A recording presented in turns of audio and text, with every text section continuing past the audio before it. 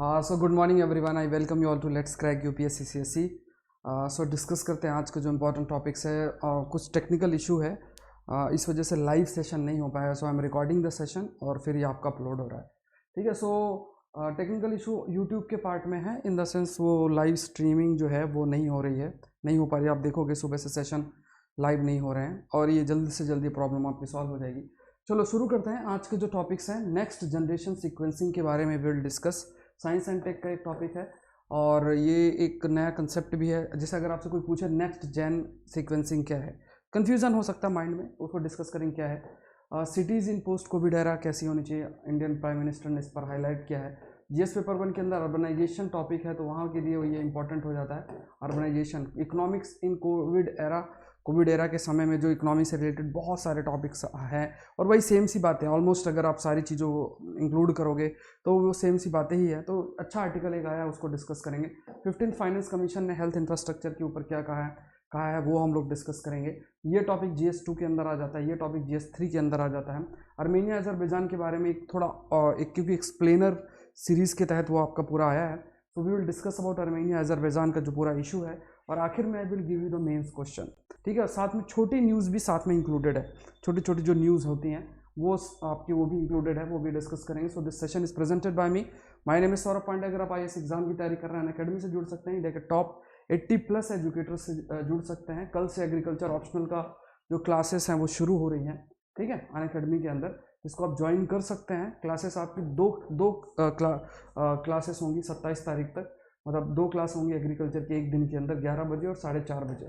ठीक है। तो कोशिश ये है कि दिसंबर तक या जनवरी फर्स्ट वीक तक आपके दोनों जो पेपर है एग्रीकल्चर के वो खत्म हो जाएंगे, और आप इजीली 270+ और अच्छा करते हो तो 300+ स्कोर कर सकते हो। ज्वाइन करने के लिए यूज दिस कोड SPLIBE।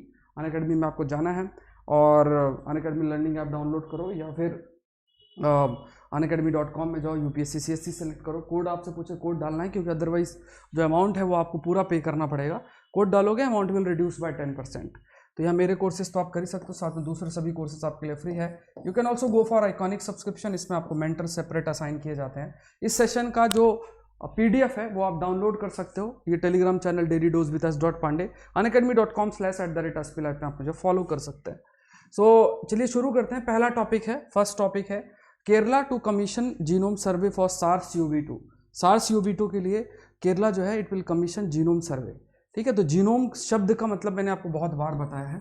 ठीक है। जैसे अगर आप देखोगे कोई भी ऑर्गेनिज्म होगा, ठीक है, जैसे अगर ये आपका सेल है ना, उस सेल के अंदर आपके न्यूक्लियस है, न्यूक्लियस के अंदर आपके क्रोमोसोम्स हैं। ठीक है। क्रोमोसोम्स के अंदर DNA है।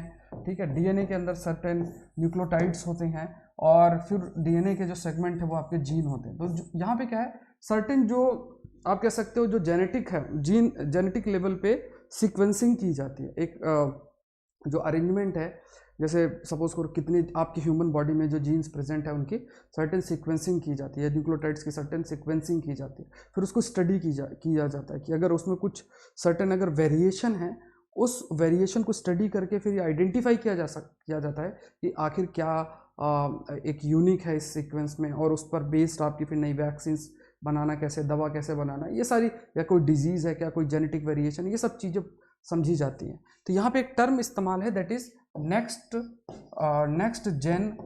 ठीक है। Next gen sequencing. ठीक है। नेक्स्ट जेन सीक्वेंसिंग जो एक टर्म इस्तेमाल है, ये भी एक टाइप ऑफ आप कह सकते हो एक टाइप ऑफ जीनोम सीक्वेंसिंग है। लेकिन इसमें यूनिक क्या है, इस सीक्वेंसिंग को जिसे हम नेक्स्ट जेन सीक्वेंसिंग कर रहे हैं, इसमें हजारों जो इंडिविजुअल का जो जीनोम है वो एक साथ एनालाइज किया जाएगा और उसको सीक्वेंस किया जाएगा। तो नेक्स्ट जेन जो सीक्वेंसिंग इसमें क्या है, थाउजेंड्स ऑफ जो इंडिविजुअल्स हैं, थाउजेंड्स ऑफ इंडिविजुअल्स के जो जीनोम है उनको साथ में एनालाइज किया जाएगा। ठीक है। तो ये इसका एक यूनिक पार्ट है, आपको ध्यान में रखना है। कमेंट सेक्शन में लेट मी नो RT-PCR का क्या, आई थिंक हार्डली कोई होगा जिसको नहीं पता होगा RT-PCR क्या। बहुत बार मैंने आपको एक्सप्लेन किया है, और ये तो बहुत ही मतलब सभी लोग जानते होंगे what is RT-PCR। Comment section में let me know what is reverse transcriptase and polymerase chain reaction, बहुत बार हमने डिस्कस किया। नेक्स्ट पार्ट देखते हैं। ये एक इंडियन प्राइम मिनिस्टर है, उनके स्टेटमेंट पर बेस्ड ये आर्ग्यूमेंट है, और ये टॉपिक भी बहुत इंपॉर्टेंट आपका हो जाता है। जैसे GS पेपर 1 में भी देखोगे तो प्रश्न बन सकता है, 3 के अंदर भी प्रश्न बन सकता है, फ्लडिंग, अर्बन फ्लडिंग और यहाँ पे अर्बनाइजेशन से रिलेटेड टॉपिक्स जो हैं उस पर प्रश्न बन सकता है। यहाँ पे अगर देखा जाए कई सारी बातों पर इस पर चर्चा की गई है सिटीज़ को लेकर।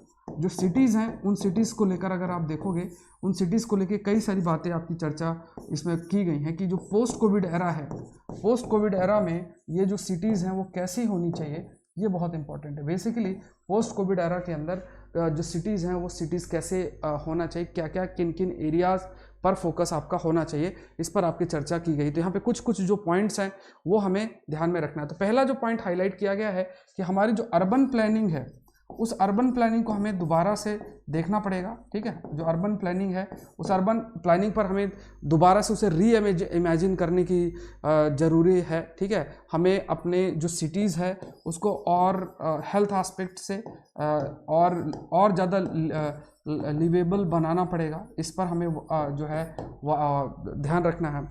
और ये जो वायरस का स्प्रेड है, ये वायरस का स्प्रेड ये चीज़ दिखा रहा है कि जो केसेस शुरुआत में बहुत कम थे सिटीज़ में, बट क्योंकि वो कंडीशंस मिली जिस वजह से वो वायरस तेज़ी से स्प्रेड हुआ, ऐसे कंडीशंस क्रिएट करना है कि ये जो स्प्रेड है, इस टाइप का जो पैंडमिक का सिचुएशन लिया है, उस स्प्रेड को कम किया जा सके। ठीक है, तो ये एक एंगल बहुत इंपॉर्टेंट हो जाता है। ठीक है, तो यहाँ पे धीरे धीरे सिटीज़ के थ्रू ही स्मॉलर टाउन्स में जो ये वायरस है आपका वो स्प्रेड हुआ। यहाँ पे कहा गया cities are not as they were before. ठीक है, तो यहाँ पे जरूरी क्या है कि जो सिटीज़ हैं, जो शहर हैं, उन शहर को, क्योंकि जो अर्बन एरियाज़ हैं वो इकोनॉमी के एक ग्रोथ इंजन है। ठीक है, कंट्रीब्यूशन अगर जीडीपी में देखोगे तो ह्यूज कंट्रीब्यूशन है। सो वो एक ग्रोथ इंजन के रूप में काम करते हैं। तो अगर ये ग्रोथ इंजन के रूप में काम कर रहे हैं, सो वहाँ पे कई वी कैन से कि सर्टेन चेंजेस, क्योंकि ग्रोथ इंजन मेंटेन रहे। जैसे अगर आप एक छोटा सा एग्जांपल लो, एक बहुत ही छोटा सा एग्जांपल है कि पहले हमने इन एरियाज़ को, इन सिटीज़ को ग्रोथ इंजन डेवलप किया, और रूरल एरिया से लोग जो है वो माइग्रेट करके अर्बन एरियाज़ में आना उन्होंने शुरू किया। और यहाँ पे जो कंडीशंस है, जैसे वायरस का स्प्रेड हुआ, पैंडमिक हुआ, जिस वजह से लोग दोबारा से रिवर्स माइग्रेशन आपका शुरू हुआ। अब क्या है, लोग सिटीज़ में दोबारा जाएं, है ना, सिचुएशन पूरी बदल गई है। जो लोग काम वहाँ कर रहे थे अब वो नहीं रहना चाह रहे हैं। ये सब चीज़ें बदल रही, शहरों में ये चीज़ें बदल रही। तो सिटीज़ पहले जैसी थी अब वैसी नहीं, सिचुएशन बदली है। तो सिचुएशन बदली है तो वहाँ पे हमें सिटीज़ में भी चेंजेस करने पड़ेंगे, मतलब सर्टेन जो स्टेप्स हैं वो स्टेप्स लेने पड़ेंगे। उसके बाद क्या है, we have to focus towards affordable housing. Affordable housing की तरफ भी हमें फोकस करना है। हमें सस्टेनेबल और हेल्दी सिटी डेवलप करना है। ये शब्द बहुत इंपॉर्टेंट है। ठीक है, सो ये बहुत इंपॉर्टेंट है that you have to understand, sustainable and healthy city की तरफ फोकस किया गया है। और दूसरी चीज़ का मतलब जैसे अगर आप हाउसिंग की एक एग्जांपल ले लो, ठीक है, हाउसिंग का एक एग्जांपल है, तो हमें जैसे अगर अफोर्डेबल हाउसिंग की तरफ जाओगे तो ये पॉसिबल नहीं कि जैसे अगर दिल्ली का एग्जांपल लो, इतने सारे लोग हैं तो जरूरी नहीं हर के पास एक एक घर आप प्रोवाइड कर सको, इतना लैंड एरिया नहीं है। तो या तो आप वर्टिकल ग्रोथ करोगे, बड़ी बड़ी बिल्डिंग्स बना रहे हो, एक तरफ ये है, और दूसरा ये है रेंटल हाउसिंग। जो रेंटल हाउसिंग है उस रेंटल हाउसिंग को आप प्रमोट करोगे, ये एक एरिया आपका आ जाता है। जो रेंटल हाउसिंग है, that rental housing also need to be promoted. तो जो माइग्रेंट वर्कर्स हैं, है ना, या दूसरे जो लोग हैं, वो इस हाउसिंग, रेंटल हाउसिंग का जो है इस्तेमाल कर सकते हैं, और जो हाउसिंग है, जो अफोर्डेबल हाउसिंग है, उसकी तरफ हम आगे बढ़ सकते हैं, एक कदम हम आगे बढ़ सकते हैं। दूसरा जो पॉइंट हाईलाइट किया गया है कि अफोर्डेबल रेंटल हाउसिंग कॉम्प्लेक्सेस, है ना, इस पर वर्क हमें करना है, ये चीज़ कही गई है। दूसरा ये भी कहा गया है कि जो लॉज हैं, जैसे एयर पोल्यूशन को कम करने के लिए, ठीक है, एयर पोल्यूशन है, या सॉलिड वेस्ट मैनेजमेंट है, ठीक है, सॉलिड वेस्ट मैनेजमेंट है, सॉलिड वेस्ट मैनेजमेंट की तरफ अगर आप ध्यान दो, इस पर हमें वर्क करना है। ठीक है, जो वाटर का क्वालिटी है उसको हमें इम्प्रूव करना है, we have to improve the water quality as well. ठीक है, तो ये सब चीज़ें ध्यान में रखना, और ट्रांसपोर्टेशन के एरिया में भी हमें वर्क करना है। दूसरा क्या है कि कई सारी डिजीज है, जैसे सीवरेज सिस्टम और ये सब भी प्रॉपर करना है, नहीं तो अदरवाइज कॉलरा जैसी डिजीज़ हैं, और दूसरी जो डिजीज़ हैं वो आपकी स्प्रेड हो सकती है। हेल्थ केयर पर वर्क करना है, proper health care infrastructure, waste management, sewerage, और इन सब चीज़ों को सही करने की ज़रूरत है। और पूरा जो सिटीज़ हैं, इन सिटीज़ को we need to reinvent, है ना, ये जो सिटीज़ हैं, इन सिटीज़ को we have to reinvent. और क्योंकि इस सिटीज़ को हमें री इन्वेंट करना है, तो सिटीज़ को री इन्वेंट करने के लिए कई प्रयास करना पड़ेगा, जिसमें लोकल गवर्नमेंट का भी पार्टिसिपेशन हो, स्टेट गवर्नमेंट का भी पार्टिसिपेशन हो, और आपका सेंट्रल गवर्नमेंट का भी जो पार्टिसिपेशन हो, है ना, जो मिनिस्ट्रीज हैं अर्बनाइजेशन से, अर्बन अफेयर्स से रिलेटेड, उनका भी एक आपका पार्टिसिपेशन हो, इस एरिया पे हमें कदम उठाना है। ठीक है, तो ये एक पूरा पॉइंट है जो आपको ध्यान में रखना है। नेक्स्ट टॉपिक देखते हैं, मैक्सिमम गवर्नमेंट। देखो एक टर्म, ये जो टॉपिक है ओवरऑल इकोनॉमिक कंडीशंस को लेकर हुआ है। जैसे अभी आत्मनिर्भर भारत 3.0 का अनाउंसमेंट हुआ, उसमें कई पैकेज आपके बताए गए। ऐसे कई सारे अनाउंसमेंट आपके आते रहते हैं, कई पैकेजेस अनाउंस होते रहते हैं। तो यहाँ पे उन सबको एनालाइज किया गया है, वहाँ पे एक अप्रोच को रखा गया है। ठीक है, उस पर कहा गया कि क्या इम्पैक्ट है, क्या स्ट्रेटजी होनी चाहिए, क्या कमियाँ हैं, उन बातों को थोड़ा सा एक्सप्लेन किया गया है। तो ये इकोनॉमिक कंटेक्स्ट में पूरा का पूरा आर्टिकल है, जीएस पेपर 3 इकोनॉमिक सेक्शन है, वहाँ के लिए इंपॉर्टेंट हो जाता है। अब देखो यहाँ पे एक टर्म इस्तेमाल है, एक टर्म हमेशा से आप सुनोगे, that is minimum government. Minimum government, ये जो प्रेजेंट गवर्नमेंट है उसने इस चीज़ को हाईलाइट किया है, एंड मैक्सिमम गवर्नेंस। ठीक है, minimum government and maximum governance, ये एक टर्म है जो आपको ध्यान में रखना है। ठीक है, तो एक तरफ मिनिमम गवर्नमेंट है और मैक्सिमम गवर्नेंस है। Minimum government and maximum governance का ये जो है, तो मिनिमम गवर्नमेंट का मतलब ये है कि जो साइज है गवर्नमेंट की, जो गवर्नमेंट की साइज है उसको रिड्यूस करना। ठीक है, जो गवर्नमेंट की साइज है it need to be reduced, इसको हम कहेंगे, we call it as minimum government. Maximum governance का मतलब ये है कि जो वर्किंग एफिशिएंसी है सरकारों की वो बढ़ाना। ठीक है, सो सरकार की साइज को रिड्यूस करना। और मैक्सिमम गवर्नेंस का मतलब हो गया कि जो वर्किंग है और सर्विस डिलीवरी है, एफिशिएंसी, इफेक्टिवनेस है, वो आपका और यू कैन से और इफेक्टिव करना। ये एक एंगल आपको ध्यान में रखना। अब देखो यहाँ पे कुछ बातें कही गई हैं।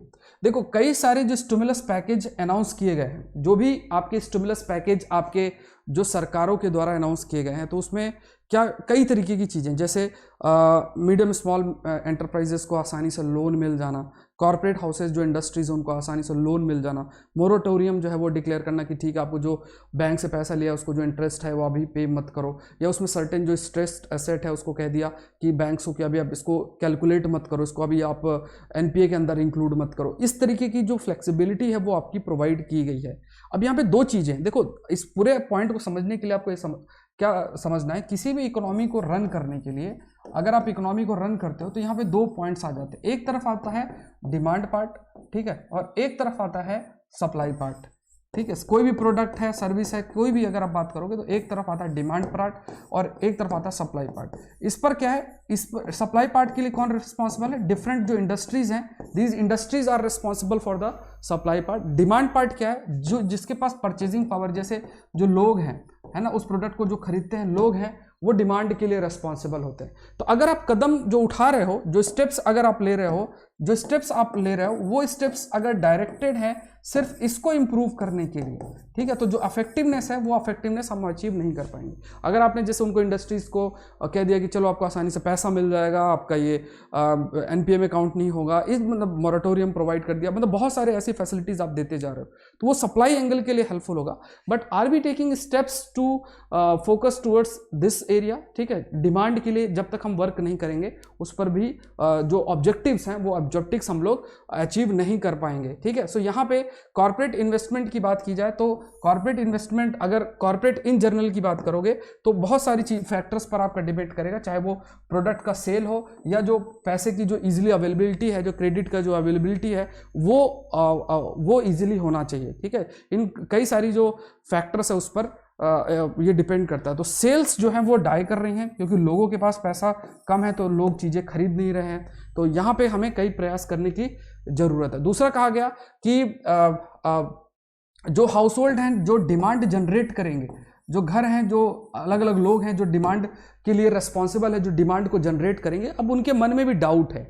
ठीक है, सपोज करो अगर उन्हें कार खरीदनी है, एक एग्जांपल लेते हैं, ऑटोमोबाइल सेक्टर है, एक एग्जांपल लेते हैं, और वहाँ पे वो कार पहले बहुत आसानी से खरीदते थे क्योंकि ठीक है उनको लगता था कि अभी हम इनकम करेंगे और इनकम करने के बाद धीरे धीरे जो है ये लोन ईएमआई के थ्रू जो है इसको पूरा वापस कर देंगे, ये एक थॉट प्रोसेस था, इसलिए वो क्या लोन लेके चीज़ें खरीदते थे।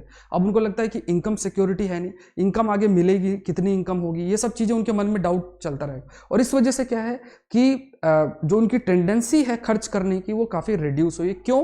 क्योंकि जो इनकम सिक्योरिटी है, फ्यूचर में क्या जॉब होगी कि नहीं होगी, इनकम होगी कि नहीं होगी, इस पर एक कई प्रश्न आपके एराइज हुए हैं। ठीक है, सो यहाँ पे जो रेगुलर सैलरी है, ठीक है ना, जो रेगुलर सैलरी है उस रेगुलर सैलरी के बारे में वो श्योर नहीं है ना। दूसरी चीज हाईलाइट की गई है कि ये चीज कही गई है तो क्योंकि इस प्रकार का जो चेंज हो रहा है लोगों के अंदर, तो जो डिमांड पार्ट है उस पर तो रिडक्शन है, लेकिन जो सप्लाई पार्ट है उस सप्लाई पार्ट के लिए आपने कई सारे प्रयास किए, चाहे वो आसानी से क्रेडिट प्रोवाइड कर देना, ठीक है, क्रेडिट प्रोवाइड कर देना, ये इस पर आपने फोकस किया, लो कॉस्ट जो लोन्स है वो आपने प्रोवाइड किया। बट क्या ये इफेक्टिव होगा if you are working only towards this area and we are not working in this area? ठीक है, इसके लिए जो एम्प्लॉयमेंट है, जॉब्स और क्रिएट करना बहुत जरूरी है। ठीक है, सो ये बहुत इंपॉर्टेंट हो जाता है। दूसरा क्या है कि बैंक्स की अगर आप बात करोगे, अगर आप बैंक्स की ही बात करोगे, बैंक से अगर कॉर्पोरेट सेक्टर लोन भी ले रहा है,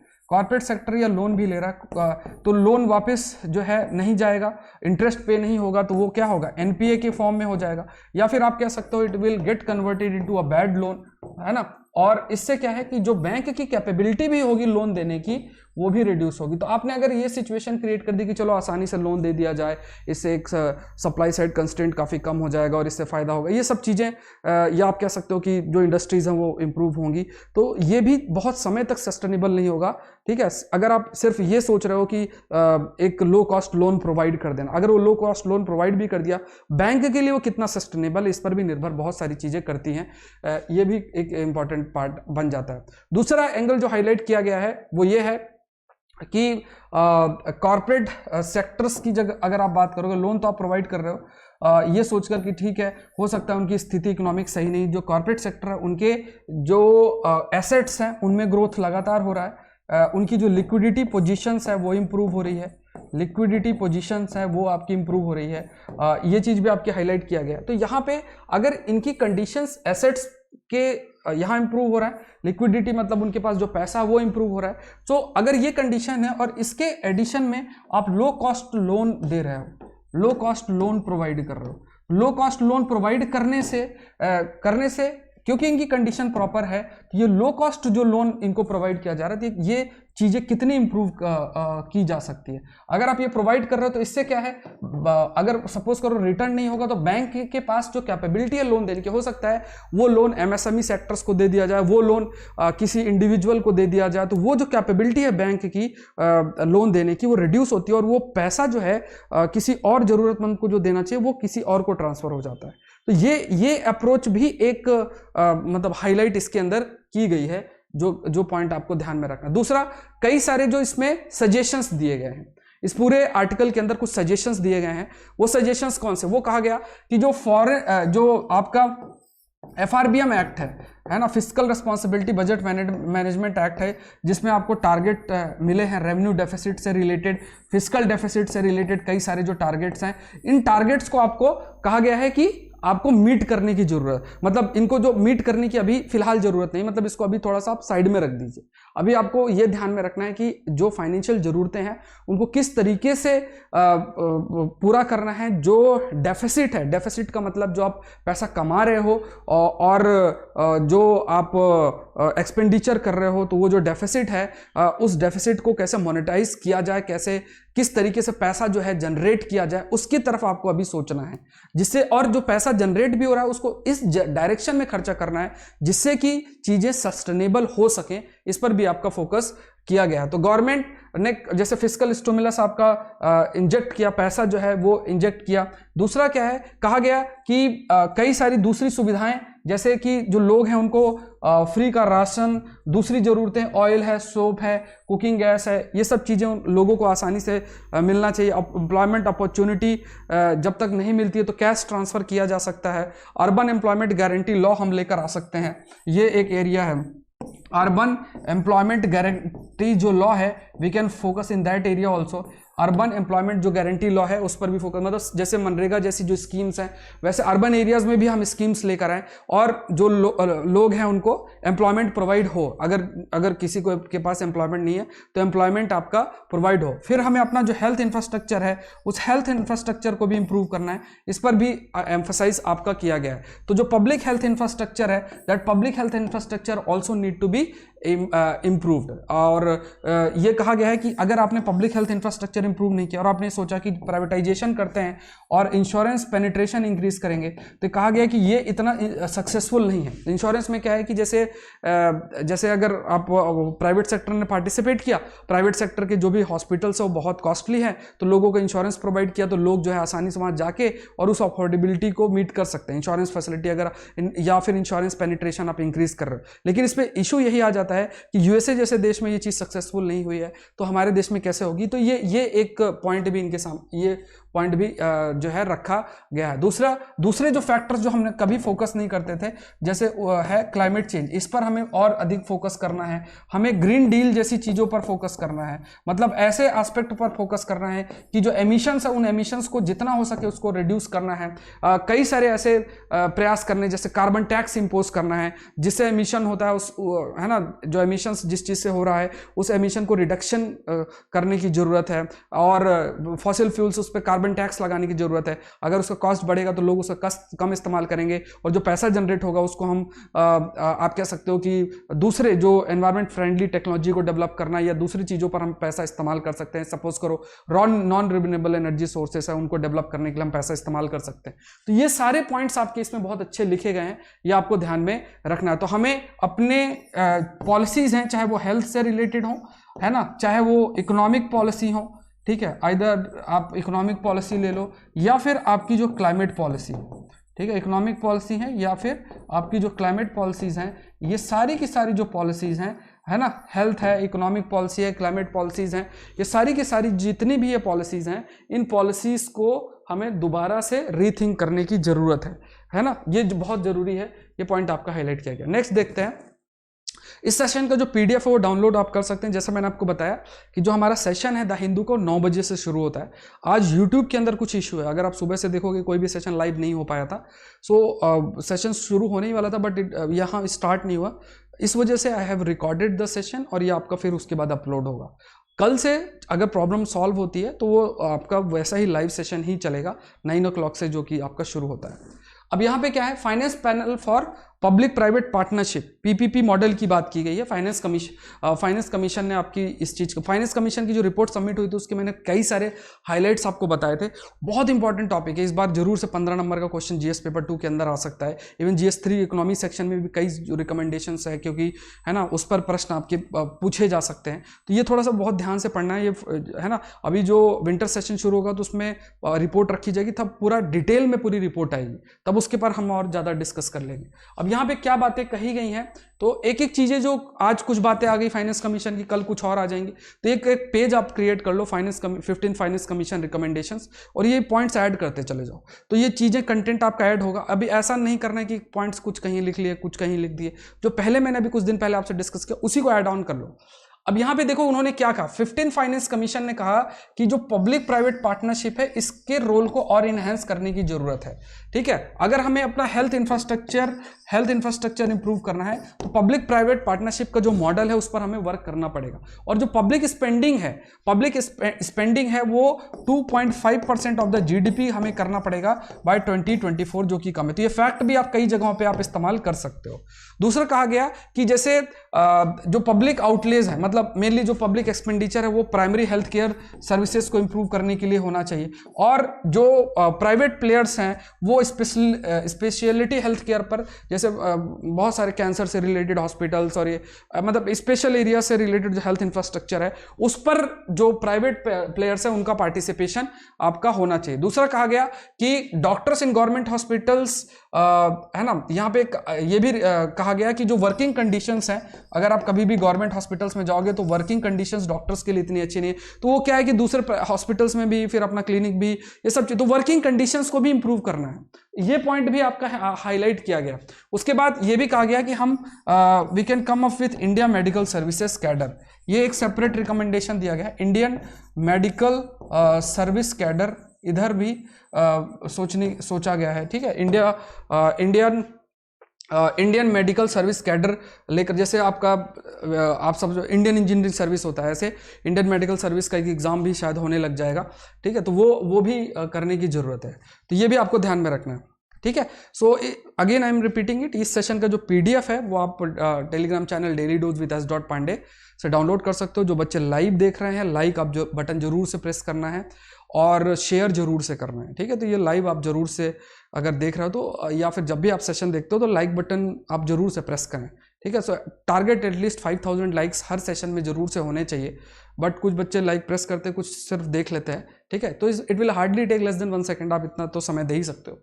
चलो यहाँ पे देखते हैं, काराबाग के ऊपर ये आपका आया है, तो मैंने आपसे डिस्कस भी किया था कि जैसे आर्मेनिया था, अजरबैजान है, और यहाँ पे एक छोटा सा एरिया है जिसका नागोर्नो काराबाग नाम है, इधर आपका ब्लैक सी था, इधर कैस्पियन सी था, तो ये सब आपको याद रखना है, ऊपर रशिया था, ये सब जो ज्योग्राफी है वो ध्यान में रखना है। इसमें कुछ पॉइंट्स बहुत अच्छे हैं क्योंकि पूरा डिटेल में एक्सप्लेनर सीरीज के तहत पूरा है, तो ये पूरा बताया गया है आर्मेनिया और जो वी कैन से आर्मेनिया और अजरबैजान के ऊपर ये सारी चीज़ें इस पर एक्सप्लेन्ड है। तो यहाँ पे क्या कहा गया है कि 6 वीक्स की जो फाइट हुई है आर्मेनिया और अजरबैजान के ऊपर, वो है ना, और मिलिट्री ऑपरेशन से अराउंड 2000 लोगों की इसमें डेथ भी हुई है, ठीक है। तो यहाँ पे क्या है कि with the help of Russia एक सीज फायर एग्रीमेंट आपका साइन किया गया, मतलब जो लड़ाई है वो आपकी रुक गई है।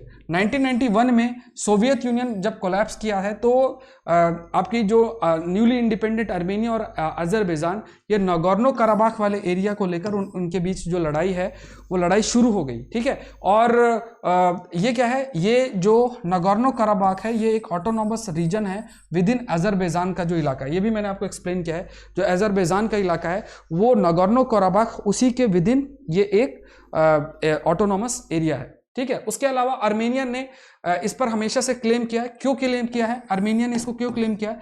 क्योंकि नागोर्नो काराबाख में जो लोग रहते हैं वो उनकी सिमिलर एथनिसिटी है जैसे आर्मेनियंस की है, ठीक है। तो ये अजरबैजान क्या है, वो एक मुस्लिम कंट्री है, इस्लामिक देश है। उसके अलावा क्या है कि आपकी इनके बीच वॉर हुई, फिर 1994 में वो आपकी खत्म हुई। आर्मेनियन ने काफ़ी बड़ा पोर्शन नागोर्नो काराबाख का उसने कैप्चर कर लिया, आसपास के जो 7 डिस्ट्रिक्ट्स हैं उसको भी कैप्चर कर लिया। फिर क्या है, अजरबैजान के जो प्रेसिडेंट है सितंबर में, इल्हाम अलीवे, उन्होंने एक offensive owing to take Karabakh दोबारा से लेने की बात की है, और जो भी एरिया, जिस एरिया को कब्जा कर रखा आर्मेनिया ने उसको लेने की बात की, और उसके बाद से लड़ाई आपकी शुरू हुई। अजेरी फोर्स, जो अजरबैजान की फोर्स है उसकी मदद भी टर्की के द्वारा की जा रही थी, कई सारे जैसे ड्रोन्स और ये सब प्रोवाइड किए गए अजरबैजान को, और इस वजह से उन्होंने काफ़ी बड़ा जो पोर्शन है ना उसको कैप्चर भी कर लिया जो अजरबैजान की फोर्स है। अब क्या है, जो Russia which has a security agreement with Armenia, अब ये देखो क्या हुआ कि जब अजरबैजान ने हमला किया तो आर्मेनिया ने कहा कि देखो, रशिया को कहा कि आपके साथ हमारा सिक्योरिटी एग्रीमेंट, आप हमारी मदद करो। तो रशिया ने कहा कि देखो वो बात ठीक है, बट आपकी मदद करने के लिए है वो नागोर्नो काराबाख जो कि एक ऑटोनोमस रीजन है विद इन अजरबैजान, उस पर हम इन्वॉल्व नहीं होंगे, क्योंकि रशिया एक बैलेंस बनाना चाहता है अजरबैजान और आर्मेनिया दोनों, क्योंकि दोनों सोवियत यूनियन का पार्ट थे, और अजरबैजान का बहुत स्ट्रेटजिक लोकेशन है, और रशिया अगर दूर भागता है तो वेस्टर्न पावर वहां एंटर कर जाएंगी जो कि रशिया के बहुत क्लोज है। तो रशिया इस चीज को समझता है कि अगर ऐसा कुछ भी होना है तो उसको दोनों के बीच बैलेंस मेंटेन करना है, ना आर्मेनिया को नाराज करना है ना अजरबैजान को करना है। तो ये जो एक चीजों को कंट्रोल किया गया है रशिया के द्वारा, वो रशिया के एक डोमिनेंट रोल को भी दिखाता है। लेकिन जो ये वॉर हुई है, ये वॉर ये दिखाती है कि कहीं ना कहीं जो इन्फ्लुएंस है वो रिड्यूस हुआ है, और इसको फिर मतलब इस चीज को जो इन्फ्लुएंस रशिया का रिड्यूस होता है, इस चीज को उसने बहुत अच्छे तरीके से टैकल भी किया by signing this ceasefire agreement, मतलब जो सीज फायर करवाया है इसकी अगर आप बात करते हो, ठीक है। तो ये चीजें भी काफी इंपॉर्टेंट आपके लिए हो जाती हैं। दूसरा पॉइंट ये है कि जो रैपिड चेंज हुआ है जो वहाँ पे बदलाव हुए हैं और जो टर्की एक रोल अपना वहाँ पे बनाने की कोशिश कर रहा है, क्योंकि टर्की नाटो का मेंबर है। टर्की की एंट्री अगर देखो तो हो सकता है, अगर टर्की वहाँ एंटर करेगा तो हो सकता है वेस्टर्न पावर भी एंटर कर जाए। तो ये चीज़ जो है रशिया को परेशान कर सकती है। उसको पता है कि अगर ये जो टेंशन है वो बहुत और इनहेंसमेंट हो रहा है तो कहीं ना कहीं रशिया का जो इंटरेस्ट है वहाँ प्रोटेक्ट नहीं हो पाएगा। और दूसरी पावर उसकी बहुत क्लोज है, क्योंकि अजरबैजान आर्मेनिया रशिया के बहुत क्लोज हैं। तो इस चीज़ को रशिया बहुत अच्छे तरीके से समझता है और उसने इसी वजह से ये सारे प्रयास भी किया। तो अब क्या है कि आर्मेनियन बॉर्डर में उसने स्मॉल आउटपोस्ट खड़े कर दिए और है ना ये बना दिए है ना, उसके बाद मतलब आउटपोस्ट आपके क्रिएट कर दिया। और पुतिन ने अजरबैजान की विक्ट्री जो है वो एक्सेप्ट कर ली और ये भी कह दिया कि अजरबैजान ने जिस एरिया को ऑक्युपाई कर लिया वो उसी के पास रहे, जो एरिया नहीं ऑक्युपाई किया वो मतलब वो नागोर्नो काराबाख का ही पार्ट रहेंगे और उसमें आर्मेनिया का एक प्रेजेंस आपका रहेगा। ठीक है, सो यहाँ पे क्या है, एक्सेप्टेड अजरबैजान विक्ट्री। लेकिन अगर यहाँ पे रशिया पूरे तरीके से इंटरफेयर नहीं करता तो आर्मेनिया पूरे तरीके से डिफीट हो जाता। ठीक है, तो वहां पे उस पूरे डिफीट को रोकने में रशिया ने रोक लिया। ठीक है, एक तरफ अजरबैजान कह दिया कि ठीक है तुम जीत गए, ठीक है तुम जीत गए, तुमने जितना ऑक्युपाई किया ले लो। लेकिन आर्मेनिया कह दिया कि देखो मैंने उसको रोक लिया, अब कुछ एरियाज जो है ना वो अगर इसको मैं नहीं रोकता सब कुछ कब्जा कर लेता। तो वहां पे क्या जो टोटल डिफीट है आर्मेनिया को, उसको रोक लिया इसने रशिया ने, और अजरबैजान को कह दिया कि तुम्हारी विक्ट्री को हमने एक्सेप्ट कर दिया। तो दोनों के बीच का जो बैलेंस है वो बहुत अच्छे तरीके से रशिया ने यहाँ पे मेंटेन किया। दूसरा क्या है कि आर्मेनिया ने अपना जो फोर्स है उसको विड्रॉ करने की बात की है और जो core of the enclave with ethnic Armenian and Stepanakert as its capital would remain outside the control of Azerbaijan. ठीक है, तो यहाँ पे जो सर्टेन रीजन है और उसका कैपिटल ये एरिया है, इसको है ना स्टेपन नेकर्ट करके, तो वो आर्मेनिया के कंट्रोल में ही रहेगा। उसके बाद बाकू जो है एक रोड बनाएगा, जो उसने नया एरिया कैप्चर किया है उसको, उस कैप्चर किए हुए एरिया को वो अजरबैजान से लिंक करेगा। जो मेन एरिया है रिपब्लिक ऑफ अजरबैजान वहाँ से लिंक करेगा। तो यहाँ पे नई जो एरिया कैप्चर किया है टू नाक्चीवैन, इस एरिया तक एक रोड भी बनाई जाएगी। तो Russia would send around 2000 piece keeper, मतलब 2000 सोल्जर्स को भी सेंड किए जाएंगे, जो कि ये है ना जो कि एक पेट्रोल करेगा अजेरी ट्रूप्स और नागोर्नो काराबाख की। मतलब आप ये समझो कि एक इलाका है नागोर्नो काराबाख और इसके ऊपर अजरबैजान का है, तो कुछ एरिया अजरबैजान ने ले लिया है तो उसको कह दिया आप ले लो। इसके ऊपर अजरबैजान ने एक रोड बना दी, इसको कनेक्टिविटी स्टैब्लिश कर दी। अब क्या है, यहाँ पे ये आर्मेनिया के कंट्रोल में है, नागोर्नो काराबाख है, तो यहाँ पे अजरबैजान दोबारा आगे प्रोसीड ना करे तो यहाँ पे फोर्स सेंड कर दी।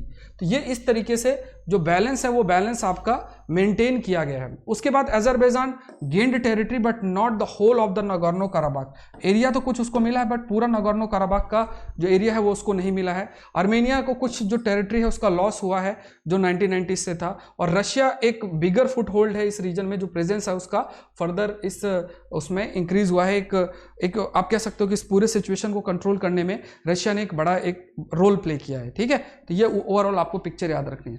नेक्स्ट है army build extreme weather habitat for troops in Ladakh. Ladakh में जो ट्रूप्स है, तो यहाँ पे पॉसिबिलिटी है कि ऐसा कोई भी एक्सट्रीम सिचुएशन होती है जिसमें वॉर का हो या कुछ कोई भी एक्शन पाकिस्तान या चाइना के द्वारा लिया जाता है, तो उस रीजन में ये आपके ऐसे हैबिटेट क्रिएट किए गए हैं जो 40,000 फीट से 18,000 फीट में है, -40 डिग्री सेल्सियस में भी वर्क कर सकते हैं। 40 फीट फ्रॉम दिस ऑनवर्ड्स, मतलब इतना स्नोफॉल आपका काफ़ी वहाँ पे स्नोफॉल हो जाएगी।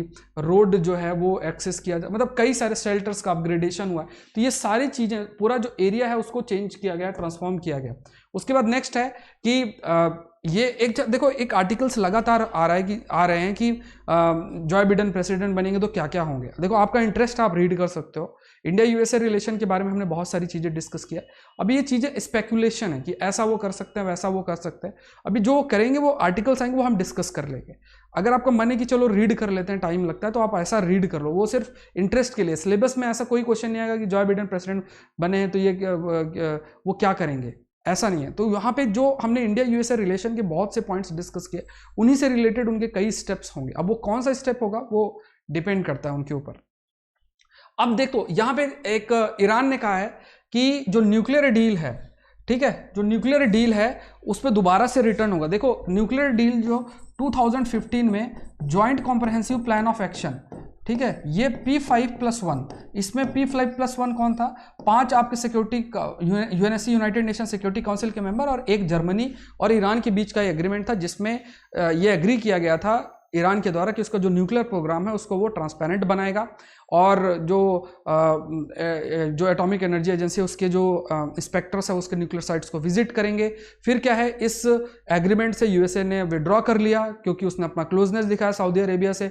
सऊदी अरेबिया से इसलिए दिखा क्योंकि सऊदी अरेबिया ईरान के बीच का टेंशन है और सऊदी अरेबिया उसको बिजनेस दे रहा है यूएसए को, तो खासतौर से जो पुराने जो प्रेसिडेंट थे डोनाल्ड ट्रंप, उसके कंटेक्स्ट में इसलिए उन्होंने सऊदी अरेबिया के साथ एक अच्छा रिलेशन डेवलप करने की कोशिश की और ईरान से दूर जाने की कोशिश की। और ईरान की ये जो डील थी जो कि उसके न्यूक्लियर प्रोग्राम को लेजिटिमाइज कर रही थी और दूसरे देशों को लगता था कि कहीं न्यूक्लियर वेपन ना बना ले, और है ना, और ये डील एक प्रकार से उसके एक्शन को लेजिटिमाइज कर रही थी, उसके न्यूक्लियर प्रोग्राम को लेजिटिमाइज कर रही थी और ईरान का एक डोमिनेंस उस एरिया में बढ़ रहा था। इस वजह से हो सकता है कि इन कॉन्सोनेंस विथ, या आप कह सकते हो कि in agreement with Saudi Arabia USA ने विड्रॉ कर लिया। अब जो नए प्रेसिडेंट आए हैं वो नए प्रेसिडेंट किस तरीके का एक्शन लेते हैं, क्योंकि बैराक ओबामा जो है उन्होंने एक बड़ा रोल प्ले किया था इस डील को साइन करने में और जॉय बिडेन वाइस प्रेसिडेंट थे उस समय। तो यहाँ पे पॉसिबिलिटी है कि इस दोबारा से इस JCPOA को दोबारा से लाया जाए, ईरान उसको एक्सेप्ट करे,